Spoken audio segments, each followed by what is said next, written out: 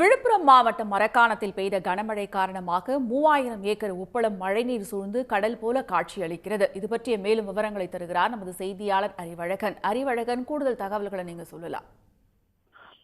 கண்டிப்பாக வங்கக்கடலில் ஏற்பட்டுள்ள ஆழ்ந்த காற்றழுத்த தாழ்வு பகுதி தாழ்வு மண்டலமாக மாறக்கூடும் என்று வானிலை மையம் அறிவித்துள்ளது. இதன் காரணமாக விழுப்புரம் மாவட்டம் மரக்காணம் சுற்றுப்புறப்புறம் நேற்று முதலே கனமழையானது பெய்து வருகிறது. இங்கு இருக்கக்கூடிய 3000 ஏக்கர் உப்பல் மழைநீர் சூழ்ந்து கடல் போல் காட்சியளிக்கிறது. இப்போது நம்ம நேரடியாக பார்க்கலாம். மேலும் இங்கு இருந்துதான் 25 லட்சம் டன் உப்பு உற்பத்தி செய்யப்பட்டு அண்ட மாநிலத்துக்கு அனுப்பப்படுகிறது.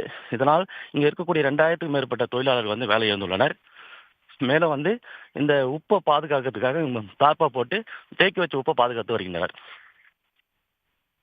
விவரங்களுக்கு நன்றி அறிவழகன். உடனுக்குடன் செய்திகளை தெரிந்து கொள்ள சன் நியூஸ் பெல் ஐகானை கிளிக் பண்ணுங்க.